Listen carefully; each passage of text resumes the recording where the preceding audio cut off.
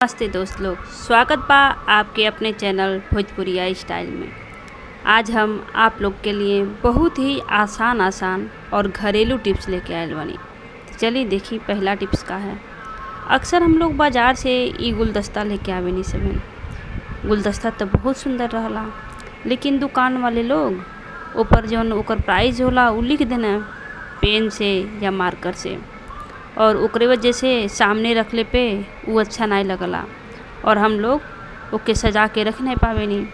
तो चलिए ओकर छोड़ावे के तरीका देखी। आप लोग के ठो कपड़ा लेवे के बा और कोनो भी तेल लेवे के बा। कपड़ा पे तेल के लगा के और हल्के हल्के हाथ से आप लोग के मले के बा। अभी आप लोग देखब कि एकदम छूट जाई, वो साफ हो जाई। देख लें आप लोग, अब नहीं पता चलता।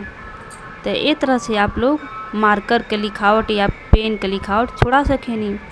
आप लोग चाहें तो वही कपड़ा से पूरा जौन गुलदस्ता बा, जौन ओकर गमला बा ओके पोंछ सके नहीं। ऐसे जौन ऊपर दाग धब्बा रही वो और भी साफ हो जाई और उनमें लाइट आ जाई, देखने में और सुंदर लगी। देख लें आप लोग हम कितना अच्छे से पोंछ ले बनी।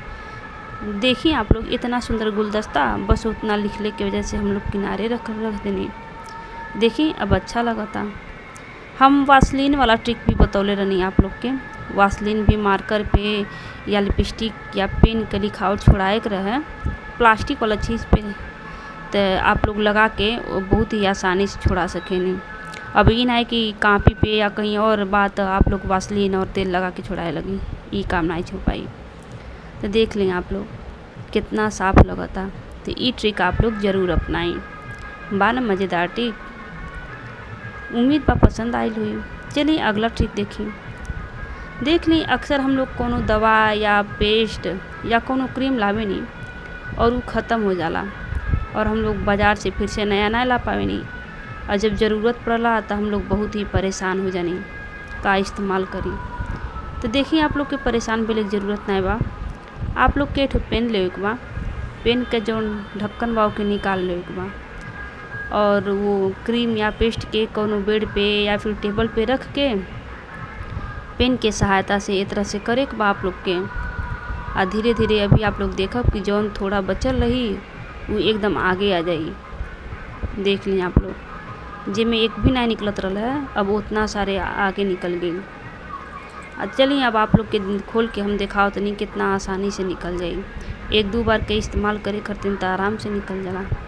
देख लें आप लोग कितना अच्छे से निकल गई। तो हमके इस्तेमाल नहीं करे के बाद यही से हम रख देते नहीं। चलिए अभी आप लोग के अच्छा से हम निकाल के दिखाते नहीं, उतना सही दिखल नहीं है। देख लें आप लोग हाथ पे देख लें आप लोग उतना सारा निकल गई।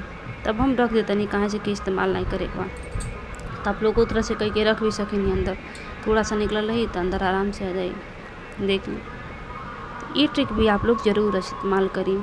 ये ट्रिक स्कूल के बच्चे लोग के लिए ज़्यादा आरामदायक बा। चलिए अगला ट्रिक देखिए। देखिए ये नाखून पालिश छोड़ाए वाला जौन पेपर वाला थिनर रहला ओकर डब्बा है, थिनर ख़त्म हो गई बा। देखिए कितना अच्छा से बंद कैले को तरीका बा, कितना अच्छा बंद हो जाता और जब गिरत तभी भी खुलत नहीं बा। तो एकर इस्तेमाल आप लोग के करे के बा बिंदी रखे के। अक्सर हम लोग जौन डब्बा वाला बिंदी लावे नहीं, ओकर जौन कैप रहला वो तो टेप से चिपकावल रहला, और जब टेप हटाए नहीं तो थोड़ा सा भी गिरला तो पूरा बिंदी नीचे फैल जाला और बार बार हम लोग के इकट्ठा करे पड़ला। तो देखिए आप लोग के ई डब्बा में बिंदी रख के बंद कर देवे बा, और जब इस्तेमाल करी तो खोल लेंगे। देखिए देखने में भी कितना सुंदर लगा था और कम जगह भी ले। आप लोग कहब तो हम तो डब्बा में रख सकेंगे, तो हाँ भाई, लेकिन डब्बा ज़्यादा जगह ली। और देखिए आप लोग कितना सुंदर लगता है ये देखने में। तो ये ट्रिक भी आप लोग अपनाएं ज़रूर। अब अगला ट्रिक देखिए आप लोग। अक्सर हम लोग बिंदी लगाए नहीं और घर में छोट बच्चा रहे ना, तो बिंदी बार बार निकाल लेना और हम लोग के बार बार बिंदी लगाए पड़ला। और कभी कभी तो ऐसा भी होला कि हम लोग बिंदी लगावे नहीं और बच्चा लोग निकाल लेना और हम लोग भूल जाने बिंदी लगावल, और अचानक में कोनो मेहमान या केहू आ जाला तो फिर अच्छा नहीं लगला। तो चलिए आप लोग के ट्रिक बताओ तो नहीं। आप लोग के ये नाखून पालिश ले बा। लाल नाखून पालिश तो लगभग सभी के पास रहला, तो ओकर जौन ब्रश होला उसे आप लोग जौने भी साइज़ के बिंदी लगावत होखी वो साइज़ के बिंदी बना लेवे के बा। अगर ब्रश मोटा बा तो ओकरे अलग स्टाइल बा। आप लोग के ठो लकड़ी में रुई साइड में लपेट लेवे के बा और उमे नाखून पालिश लगा के उसे गोल निशान बनानी। आप लोग देख लें, आप लोग कितना अच्छे से बन गई एकदम गोल सा। अगर आप लोग चाहें तो एक ऊपर बिंदी भी लगा सकेनी और बिंदी अगर हट जाई तो फिर भी ये लाल कलर के बिंदी रहबे करी और केहू के पता भी ना चली। देख ली आप लोग, और केहू भी आवे चाहे बच्चा निकाल भी लेना बिंदी, आप लोग के शर्मिंदा ना होके पड़ी। उम्मीद बा ये सब वीडियो पसंद आई हुई। आपने वीडियो पसंद आया तो लाइक करी, आप लोग अपने दोस्त यार के शेयर करी, साथ में सब्सक्राइब जरूर करी। वीडियो देख ले खातिर आप लोग के धन्यवाद।